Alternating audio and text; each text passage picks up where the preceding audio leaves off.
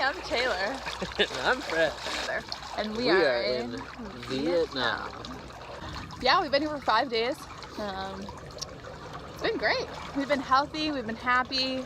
We're not jet lagged anymore. Thanks to some all-nighters prior to our trip. Yep. Which was very good for us.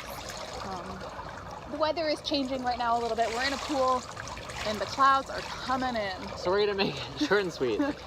We spent the first 3 days in Ho Chi Minh City. Yep. Which was amazing. It was my first time in Asia.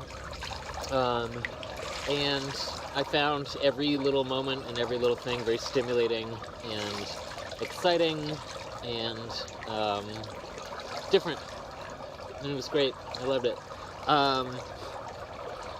Highlights for me were the Revolutionary Palace was really amazing. That was sort of where the South Vietnamese government was based out of during the war and prior to.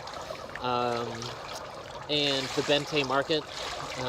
And honestly, we've only at this point seen like a sliver of Ho Chi Minh City. We will be back to do more. And all the food that we had. Yeah, we also, when we were in Ho Chi Minh, managed to find some scooters, some mopeds. So we bought two. Very spontaneous decision. Our hostel owner overheard us talking about interest in just looking around, maybe thinking about buying one at some point, and then called a friend who had like multitude of them for sale. He picked us up and then we had them later that day, within like 3 hours. And of course my favorite color is yellow, so I had them paint mine yellow, which came out interesting. By paint, some of it looks like really professionally done, and then clearly like towards the end they were like, let's finish this up with some spray paint. By the way, shout out to Tom and Singh at the Saigon Central Hostel. It was a great experience. It's affordable. Everything in this country is affordable, but they're really good guys. Yeah, breakfast was awesome. Saigon Central Hostel. Yeah. Or Central Saigon Hostel. I think it's Saigon Central Hostel. It's Look weird. it up. It's a great place to stay. They have a good private room, which is what we had. Yeah, and the breakfast was a nice touch. You know, honestly, everything's cheap. We could have easily bought our own breakfast, but it was nice to start every day with like a piece of bread and an egg, something kind of familiar, and then as you go out into the world, you eat like progressively crazier things. Yeah. Anyways, so we left Ho Chi Minh on those bikes that we purchased. It's a little terrifying. I have experience driving scooters in Thailand. I had my own for a few weeks when I was there last winter. Fred, however, doesn't have a lot of scooter experience. So Fred was starting out in Ho Chi Minh City at 5 o'clock traffic while navigating with his iPhone to where we are now, which is the new city where my aunt and uncle live. We came to visit them. It's super nice here. But yeah, that drive was... He killed it. He did a great job. Thank you. I was very proud, I'm not gonna lie. It was like a little terrifying. I'll put up a GoPro video so you can see what Vietnamese traffic is like. It's organized chaos. So we're in the new city right now where Taylor's aunt and uncle live. Mary Kay and Sasha, thank you so much for putting us up. It's a really fascinating place. The communist government and this Japanese company called Becamex are building this city to house factory workers and to bring more factories, green factories to Vietnam. Which is great.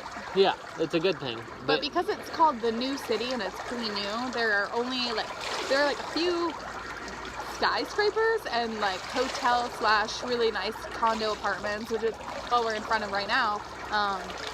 And then that's about it. And it's like kind of like the crossroads of America, like in the Midwest, when it's like miles and miles of cornfield and flatland, and then there's just some roads that intersect. That's kind of what it feels like here. It's nice though. It's cool. It's very chill. We've had a great time just hanging out and exploring. It's a really great place to drive your scooter and get used to it. Yeah, like it's been a good chance. Like today we got our scooters fully tuned up for the journey, which is great, but I was able to open mine up a little on some flat road and see exactly how fast I was comfortable getting it. Yeah. 80 kilometers an hour. So far, I think we can go faster, but it's nice to know that I can get it up to that speed without feeling like it's about to fall apart. So tomorrow? You talk about tomorrow? Yeah.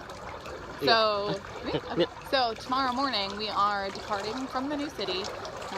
We've spent 3 nights here by the time we leave, and we're going to get up early and we're going to start our first big leg of our trip all the way up to Hanoi. and our first stop is Moy Nay, which is about 200 kilometers from here, a little over 100 miles. To put that in perspective, going from Ho Chi Minh City to where we are now was 30 miles or 30 I don't kilometers. even know. I think it was 30 kilometers, and it took about an hour and a half to So get here. tomorrow So will it'll probably take a be an while. all-day ride, Yeah. and it's good to start with one that's that size, I think, because we need to know how deep we got ourselves in. Yeah, with maybe this. we'll sell them and just take a bus. Yeah, this is like a pretty crazy idea, but who knows? A lot of travelers do it. We met just someone our first day here who had purchased a motorcycle and did it all on his motorcycle and was selling it right when he got to Ho Chi Minh. He went from Hanoi to Ho Chi Minh, sold it, and was going to Cambodia. And you know, that's just super common. Yeah. You read about it a lot online and in the Lonely Planet and the Rough Guide books. So it's fun to kind of be a part of that, and maybe we'll see some other travelers on the road. And you know, the motorbikes were about $300 a piece, and to get them repaired, you know, we got a full tune-up today for $25 a piece. So it's reasonable. But the plan is to go to Mui Nai first. It's a beachside town. It's like the kite surfing capital of Vietnam, and it'll be fun to hang there for a couple of days. And I think after that we'll be on to Dalat, which is kind of a mountainside town with a super heavy French influence, and I really don't know that much about any of these places, so I should stop trying to describe them. But anyways, so this is us, and we're on our search for where to live in Vietnam. This is our first vlog post. We've never done this before. Yeah. Bear with us. But follow the adventure. It's going to be fun, and we'll try to give you guys videos and pictures and funny things. Cool. Well, how do you say goodbye in Vietnamese? I don't know. Maybe xin chào. That's also say how you say hello. Ready? Xin chào.